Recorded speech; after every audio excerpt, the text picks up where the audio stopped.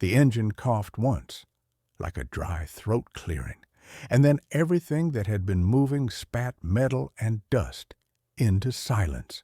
We were on the ridge above the valley at 0347, a long line of convoy lights moving through the yawning throat of Route 13. The Humvee stopped 60 meters shy of the T intersection, dead, nose pointed into the wrong lane, and the world condensed to three things: the convoy, the intersection, and the other road we could not take if that Hummer didn't move. This should have been routine. It wasn't. Not in that valley, not under that moonless sky. The question that I would hear for months afterward: what made a perfectly good Humvee die in the single place where stopping meant everyone beneath it would be exposed, was already burning at the edge of my vision. Why did a single mechanical failure become an operational strangulation? Why, in a place where the enemy had made denial an art, did our fate hinge on a corporal with grease under his fingernails? The dead vehicle was a black silhouette against the firmament of stars. Its parking lights glowed like two tired eyes. From the cab, the driver, Sergeant Luis Mendez, 32, a man who'd been married twice to the job and once to the idea of staying alive, hammered the starter with the patient panic of a man who knows the rules. Kill, restart, keep moving. Nothing. I was the convoy commander, a captain who'd spent the previous year learning not to take roads as neutral. But training and maps are neat things.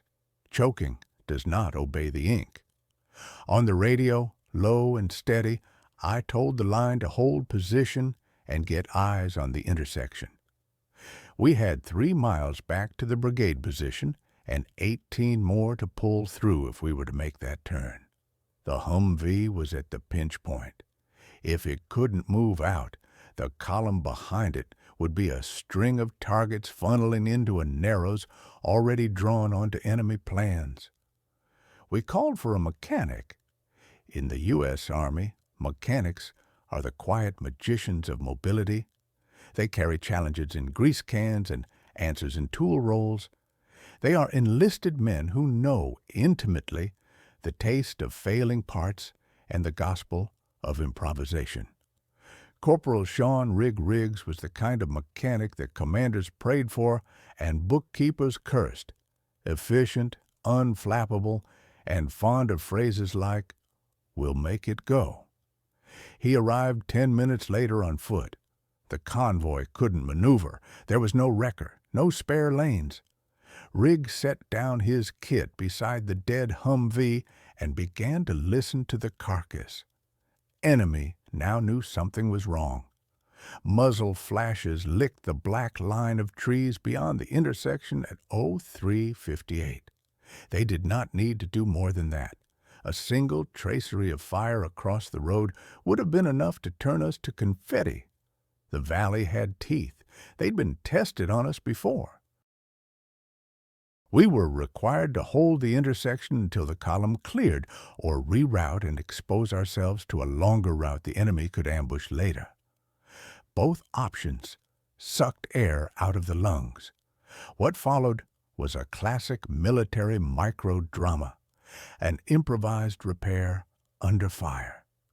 Rig crawled beneath the vehicle. Sparks of fluorescent lamplight from other vehicles cut the darkness in interrupted beams.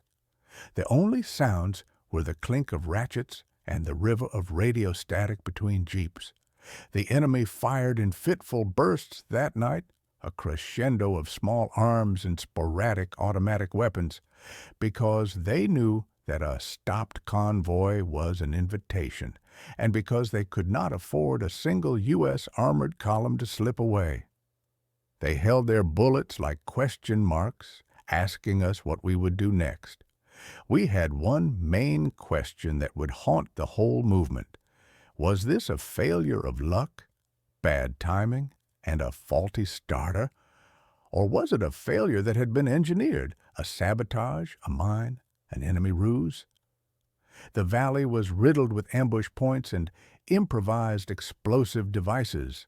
To stop there looked too neat.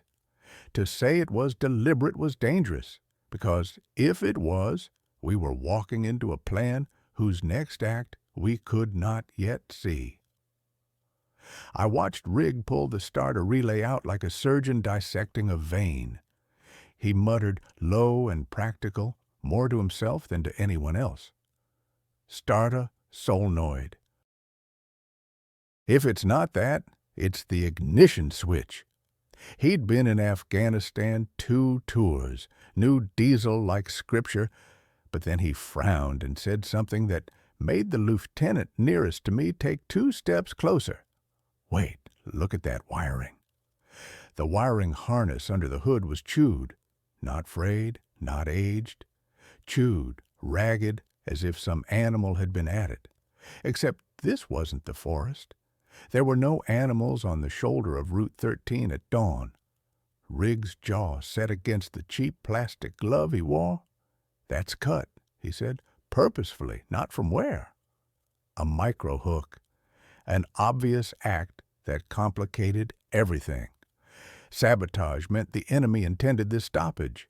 Sabotage meant a man had been under the vehicle earlier and had had time to stage the cut, a man with nerves and a knife, or with wire cutters and time.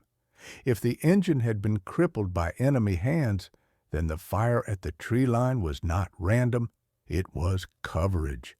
They'd known we'd stop. They'd orchestrated it. The stakes scaled up from get the convoy moving to get the convoy moving without stepping into a larger trap. What makes a moment cinematic is the way small choices hyperinflate into life or death. Rig fixed the cut with field-expedient connectors, a length of braided copper and automotive tape, and coaxed the engine into a begrudging lurch. It coughed, then caught, then shivered into life as if waking from a bad dream. For 30 seconds, everything exhaled. We had a lane. We cheered like idiots. Noise in those moments is a primitive narcotic. Then the truck 2 spots back detonated. The explosion didn't roar so much as rewrite the air. Heat bloomed and rolled, and the night answered with a sound like a planet tearing. Shrapnel stung the clamshell of the convoy. The lead vehicle's driver swore into his mic. Smoke and a smell of burned plastic laced the dawn. That single detonation was our first unmistakable answer. This was not a one-off. This had been bait. The dead Humvee, the chewed wiring, the burst of fire at the tree line, pieces of a coordinated plan whose web we were standing in. At 04:01, everything pointed to the same truth. The enemy had planned to squeeze us. They'd anticipated what we would do under the pressure of a stopped vehicle. They had spared nothing in making sure that if we rooted and stayed, the valley would be converted into a firing funnel. The line behind the dead Humvee was now fragmented by smoke and by the need to box the stricken vehicles. We were on the edge of a full-blown ambush. This is where the narrative tightens. The immediate survival of individuals turns into the survival of a unit, then into the integrity of an operation. We had men who could not move because their wheelbase was stuck behind an immobile piece of metal. We had commanders choosing between leaving some vehicles, and therefore their crews, behind or throwing the rest of the convoy into reroute under fire. We had the political question. If we lost the convoy, what came next? Supplies in that valley were the difference between holding a line and an entire division's morale collapsing. The strategic consequences were not abstract. They were measured in rations, in ammo, in the ability to hold a forward operating base. My choice was surgical. I ordered a bounding move to secure the intersection while a small fire team, led by Lieutenant Mark Harrell, would get the sleeping Humvee off the road. Harold's team moved like a shadow. 3 men, a medic, 2 corporals with M4s and a wire cutter. They used the berms as cover, inching the length of the road under sporadic fire. A micro hook every minute, an incoming tracer, a rumble of a suppressed burst, a shout that was abruptly cut off, kept everyone forced to look left. You don't get to breathe in an ambush. You only get to choose where you look. But Harold's men were not alone in improvisation. The Humvee had armor plates and a dead engine. Rig, on the other side of the chassis, had to make a decision fast. Pull the starter out, splice the cut, or tow it. The nearest wrecker was a kilometer back and already under observation. Towing meant exposing men to run between vehicles in a funnel. Fixing in place meant being pinned to an attraction point. We chose to make it go. Rig's hands worked like a trampling animal's heartbeat, fast and without theatricality. He bypassed the ignition switch with a bypass clamp he'd used before in training, then shoved a stock battery cable into place like a prayer. The engine turned over, flat, angry, and then obedient. The Humvee jolted forward, not enough to clear the intersection, but enough to let Harold's men heave it with ropes and muscle into the shallow wash on the right shoulder. They pulled it off the road in 3 minutes flat. We should have been home. We should have seen it as a small triumph, a problem solved, and a lesson learned. Instead, as the convoy rolled past the spot where we'd been stopped, a pair of RPGs crossed over the ridge, one impactful, one that arced and missed by 10 yards. The valley sang with the sound of danger, renewed. An RPG is a punctuation on a sentence. It tells you the enemy wants to close the paragraph with fire and casualties. We were almost through the intersection when the engine of the Humvee 2 behind mine took a hit and flamed, and the road became a line of burning bruises. The escalation was relentless. A firefight now opened in earnest, and we were in choreography with it. Bounding maneuvers, calls for close air support, an urgent request for indirect fire that would take 20 minutes to manifest. The enemy had timed their ambush to inflict maximum operational delay, and they'd used the dead vehicle as a focal point. That focal point revealed something critical about how they thought and what they had learned fighting us. They had learned patience and pattern, and they had adapted our predictable reactions into a weapon. What we started to understand in the thick of it was that the dead Humvee was both scene and signal. It was a physical obstacle and an announcement that they could and would make our mobility the neck of their bottle. By stopping us in that particular dump line, they'd not only gained a kill zone, they'd forced us into decisions they had shaped.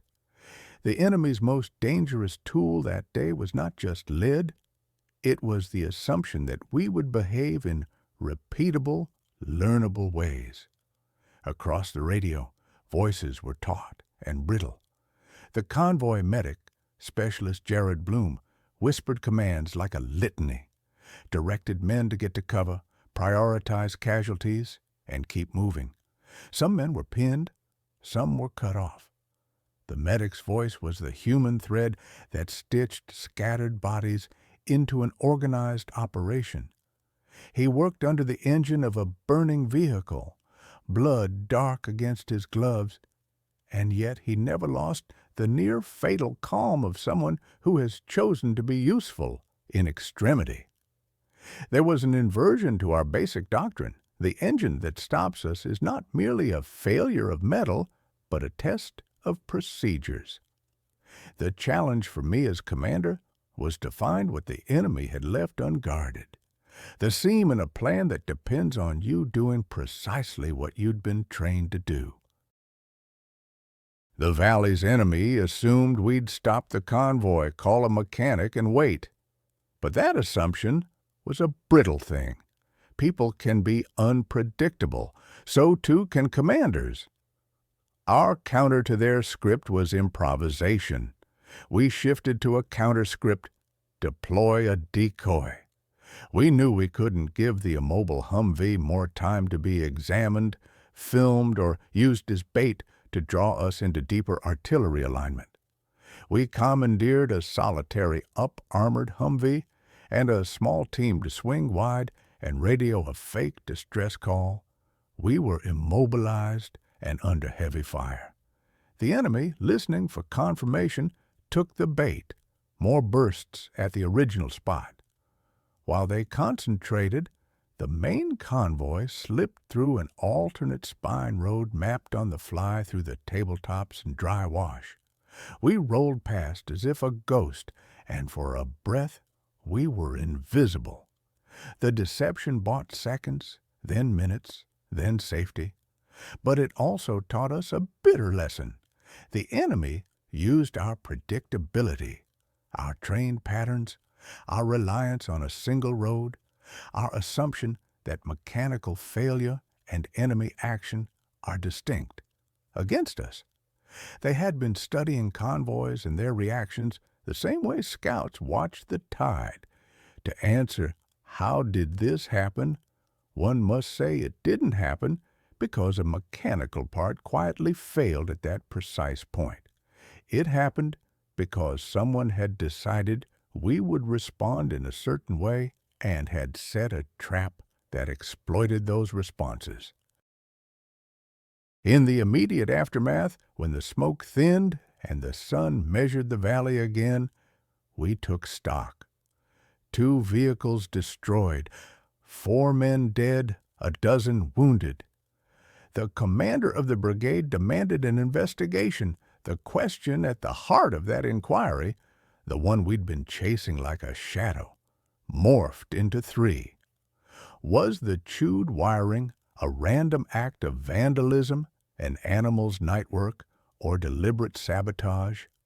How had the enemy known which vehicle to immobilize? And had they planted the device or simply exploited a coincidental failure? And finally, did our procedures, our protocols for when a vehicle fails, need to be rewritten? We interviewed drivers, mechanics, and survivors. Riggs said the wires had been cut cleanly with a tool and then bent aside to look like animal damage. He'd seen this before in small-scale sabotage work. Insurgents who cut a harness and left the vehicle in a defensive posture. He claimed certainty. The driver, Mendez, swore he'd heard nothing but a whisper and the jolt. The vehicle had merely gone silent. The investigators returned technical reports. The starter motor failed from a healed short, not from a hit that would be detectable as an IED. The wiring had been cut post-failure. The evidence pointed to both chance and design. In practical terms, the simplest explanation was also the most painful.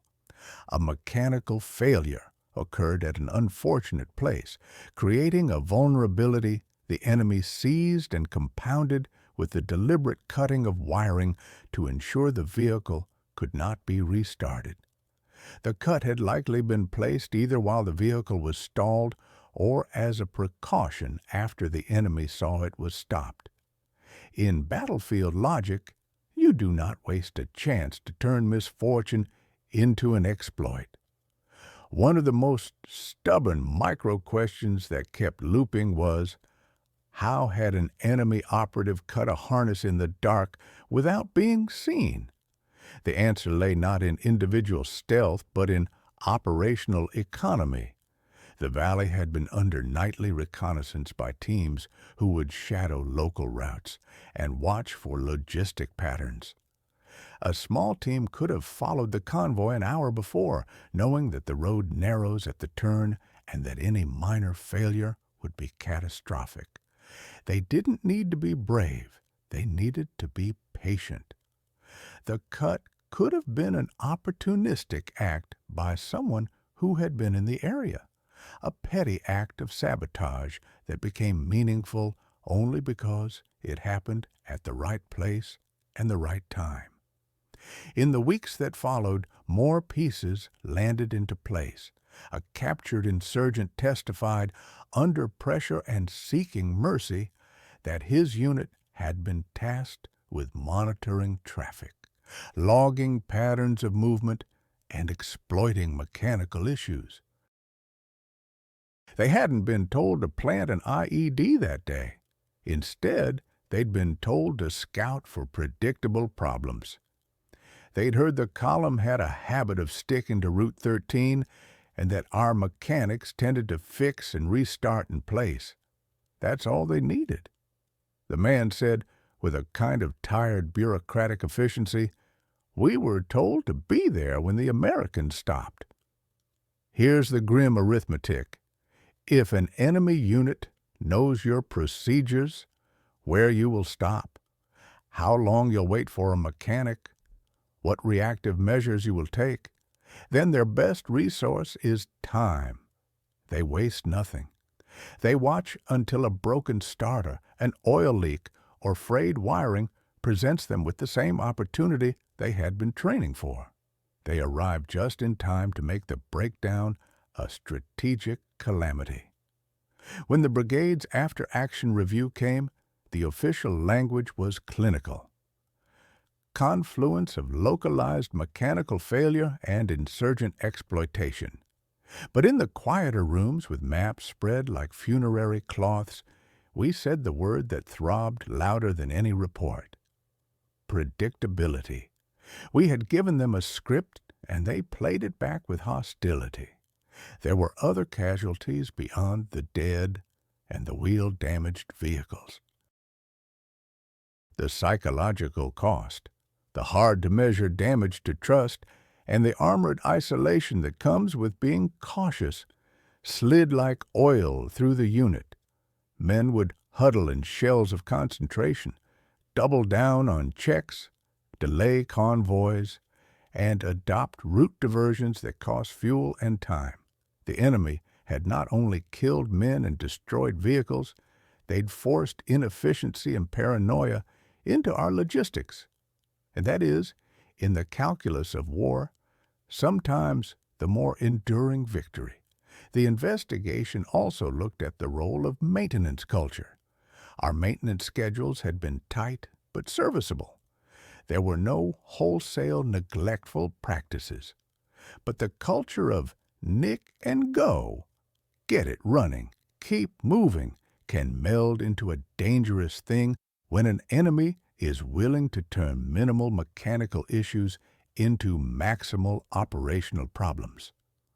We had optimized for speed, not for the kind of redundancy now needed. One chapter of the after-action critique recommended that future convoys include a skate team, a pre-positioned maintenance vehicle that would travel with redundant systems to clear and tow without stopping the entire column. That sounded good on paper. In the field, it meant more fuel and a heavier footprint. The cost-benefit of such changes is always the live debate between efficiency and survival. There were also human stories that didn't make it into the official transcript. Lieutenant Harrell going back under small arms fire to pull a child from a burning vehicle jam. Specialist Bloom sitting on a ridge, shaking while they sewed up his friend's chest. Mendez visiting rig months later to say, in a quiet way, "You saved us." Those scenes lay at the heart of why we kept moving. Mechanics save machines. But more importantly, they save people. The conspiracy theorists like to say the entire thing was an intelligence failure, a gap in signals, a misread of chatter. The truth was more pedestrian and more damning. It was a failure of operational imagination.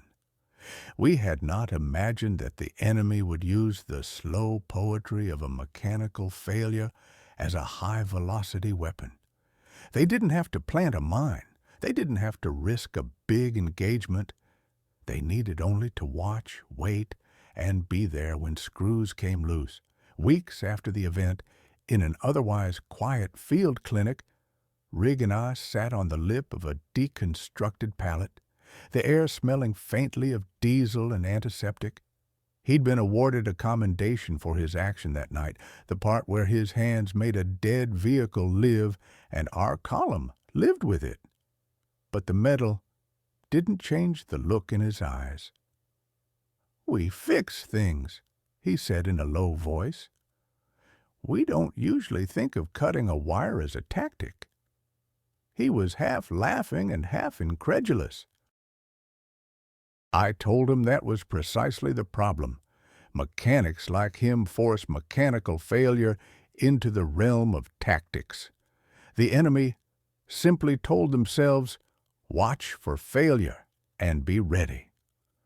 The final act of the narrative demanded an answer to the question we'd been compelled to chase.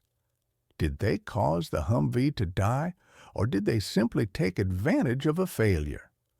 The simplest, most honest answer is that both were true in a concatenated sense.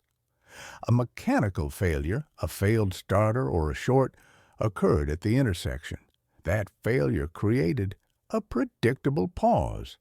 Enemy forces, embedded in the environment and tasked with exploiting such pauses, used a clean cut in the wiring to ensure restart was impeded, and then opened fire to turn a halt into a hunt. Their ingenuity was not in designing a novel weapon, but in turning our normal systems into a weapon against us. There are lessons etched hard by that valley. First, redundancy matters.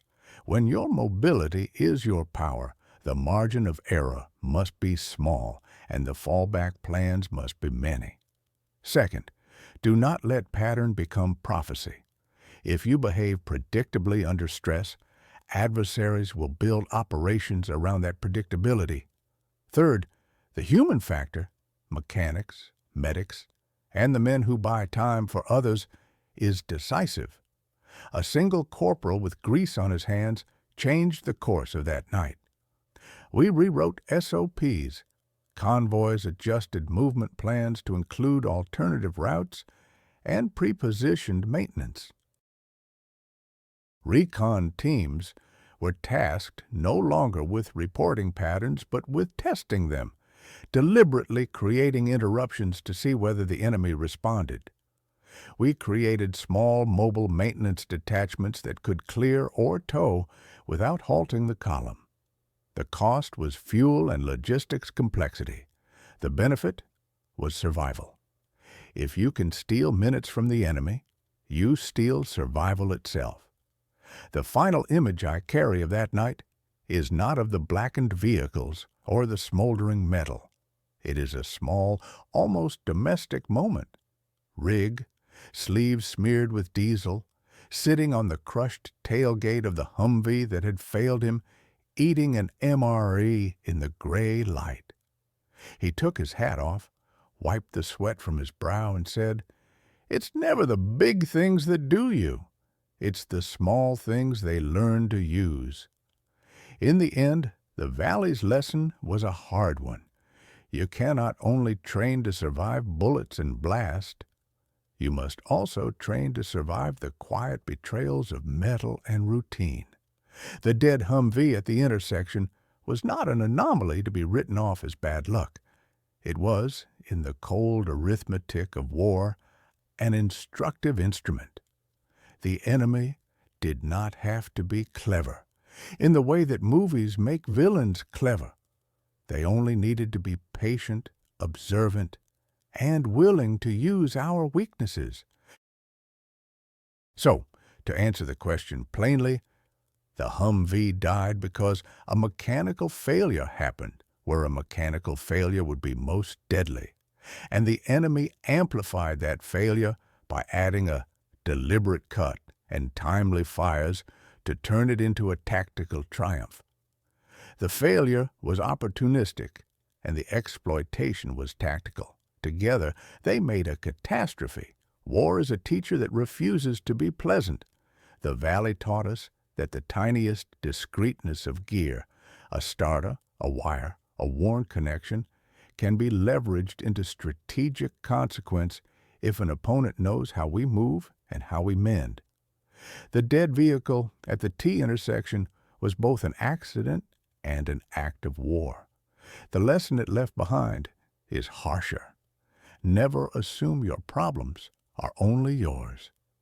In the theater of conflict, every failure becomes intelligence. Months later, I found myself back on Route 13 at dawn, the valley waking with a cautious mechanical beauty. Men checked connectors and tightened clamps with a new reverence. We moved on different lines, in different formations, with the habit of unpredictability honed into doctrine. Rig was still there, always there, sleeves stained, the kind of man who made things work when everything around them wanted to unravel. You remember the soldiers, the burn, the metal. But what you take away, if you're honest, is the crack of human decision. To stay and fix, to make a broken thing live again, to understand that survival is often made or lost by hands that know how to mend. The dead Humvee at the intersection stopped us for a moment, but those hands kept us moving long enough to turn an engineered halt into a costly lesson for our enemy. And as for the valley, its contours unchanged, its teeth unblunted, it waits. There will be other roads and other iron things that will die in the wrong places. The difference now is that when they do, we will have learned to look not only for the enemy's bullets, but for the way they incorporate our ordinary failures into their extraordinary plans. If you cannot harden the parts, harden the procedure. If you cannot prevent breakdowns, prevent them from becoming an invitation. The harsh truth and the lasting scar is this: in war, small things are never small. If you cannot prevent breakdowns, prevent them from becoming an invitation. The convoy's slow, jittery progress after that night felt like a lobotomy of habit. We had to relearn how to be unpredictable. Men who had once relied on rhythm now moved with deliberate irregularity. Different intervals, different light signatures, different noise profiles. Commanders who had measured efficiency in miles per hour now calculated survival in oscillations of pattern. We trained for the small sabotage as if it were a weapon system. We practiced cutting off a lane without stopping to see who would come to look. We taught drivers to give a dead vehicle a 2-minute buffer. Either tow it immediately with a designated team or leave it, abandoned but cordoned, and keep moving by alternate route. That 2-minute rule saved lives in the months that followed because it robbed the enemy of an audience. We also reversed the gaze. If the enemy could exploit our mechanical failures, then we could exploit their expectations. We ran decoys of our own, vehicles that would stop at unlikely spots, crews who would appear to act like mechanics, but in fact were observation teams. We used drones, cheap commercial quadcopters repurposed for night observation, to hover and film the shoulders where wires could be cut. They were crude, loud, and sometimes lost, but they cost less than a man. We developed a maintenance tag system that required a second crew within radio range to confirm any field fix. The flow of logistics changed. No more solo fixes at key choke points. But doctrine and deception are not always enough to erase the memory of a night when the valley felt like it was closing its teeth around you. Bad nights echo. A man who goes through something like that remembers the details as if they had been painted in acid. The smell of blown insulation, the distance between a flash and the sound, the precise cadence of radio static. Those memories drove men to small personal rituals, a certain way to check wiring, a last look under the hood, a thumb on a carburetor like a promise. In combat, ritual is a last line of control. One of the more practical outcomes of that hard night was a push to rethink how convoys were constructed. We moved from rigid lines of vehicles to echeloned formations that could bleed around a stopped vehicle without exposing a flank. We assigned, as a regular matter of course, mobile recovery teams that traveled at a pre-designated interval rather than waiting for someone to call for a wrecker. Those teams were light and fast. Winches, snatch straps, extra batteries, and one mechanic who could do miracles with a soldering iron and a prayer. In our next few operations, these teams removed the sting from several mechanical setbacks before the enemy could take advantage. It didn't make us invulnerable. It made us less lucrative. There were also administrative tides to ride. Some officers argued that the enemy was simply opportunistic and that our response should be minimalistic. Others wanted wholesale structural changes, more maintenance crews, more redundancy, slower convoys. The debate was heated because it mapped directly onto risk and cost, fuel, manpower, and tempo. War is always about trade-offs. The dead Humvee at the intersection forced conversations that should have happened earlier. How much risk do you accept to preserve speed? At what point does a logistics signature become a strategic vulnerability? For the families of the lost, these bureaucratic debates were cold comfort.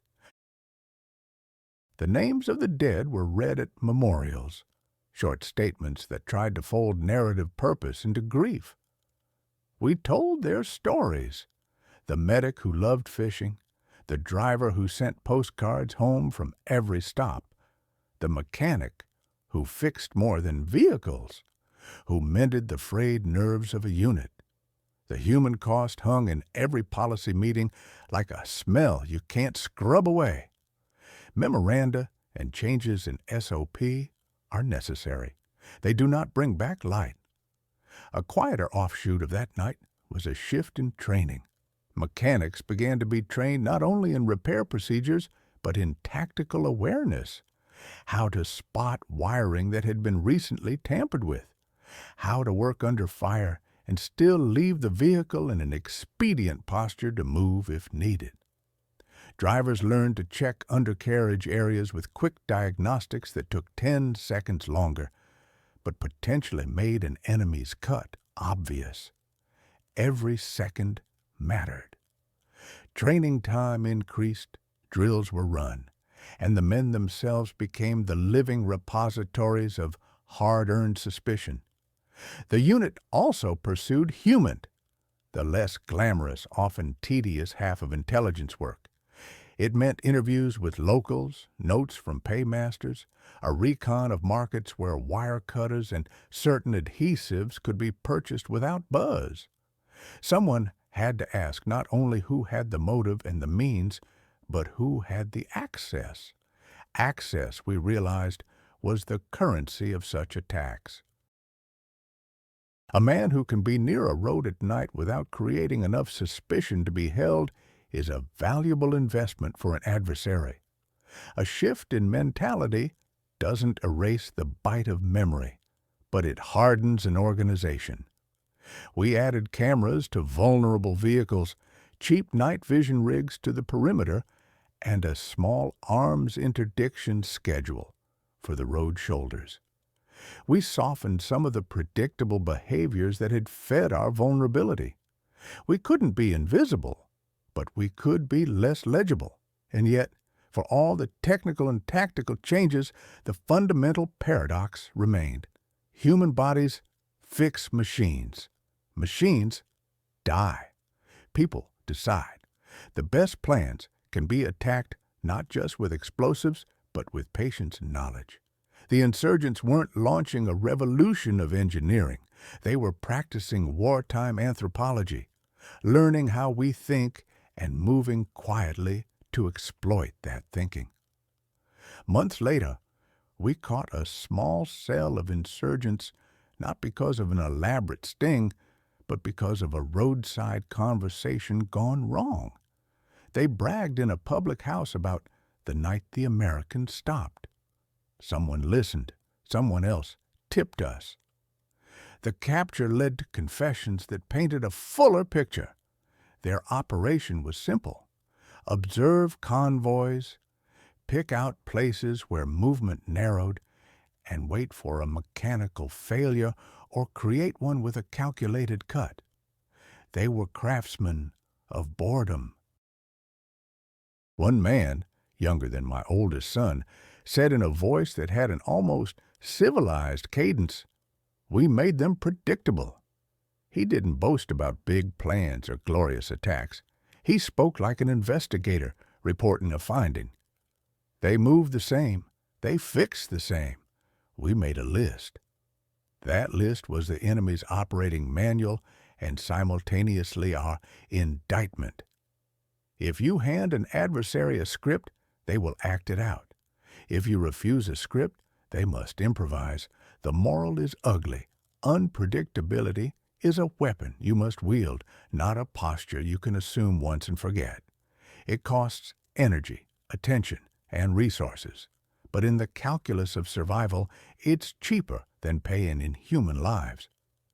After those confessions, we found the small tools, the wire snips, and a set of field notes where certain choke points were recorded and annotated.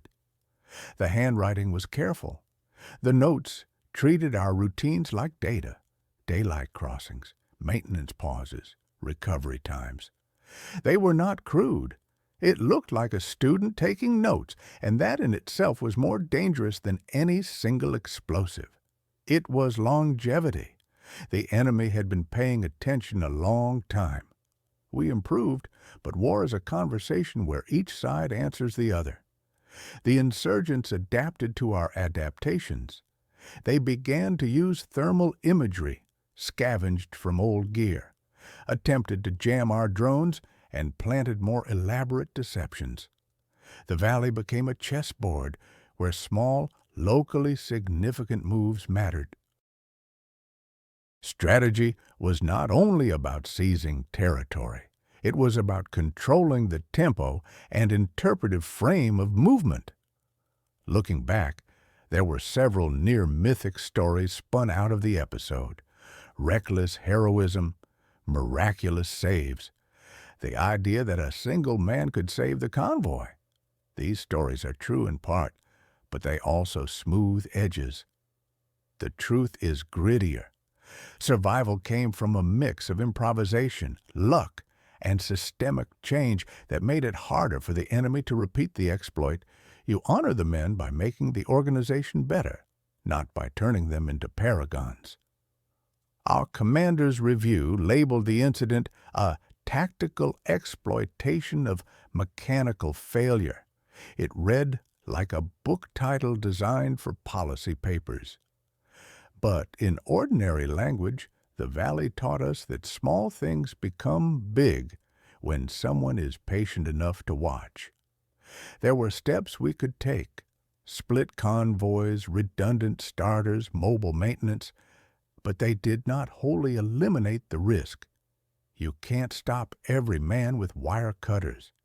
You can complicate his calculus, make the cost of his action unacceptable, ask him to risk exposure for small gains. Make the predictable cost him time, exposure, and potential loss. If you ask the men now, months after the valley had been repatched and the nights gradually less sharp, they will tell you they learned to check twice and move once.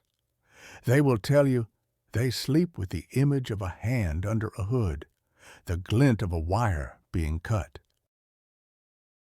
They will tell you that the trick to staying alive is not just in your gun sight, but in the little rituals: fingers on a battery post, a taste for redundancy, and a reluctance to treat anything as too small to be weaponized.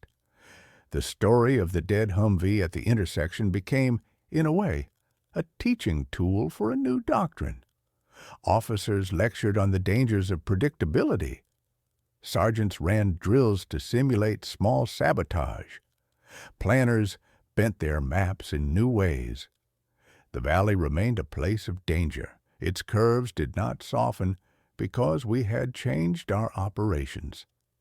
But we had become less hospitable to the particular kind of war the enemy was most comfortable with, the kind that traded on patterns of habit.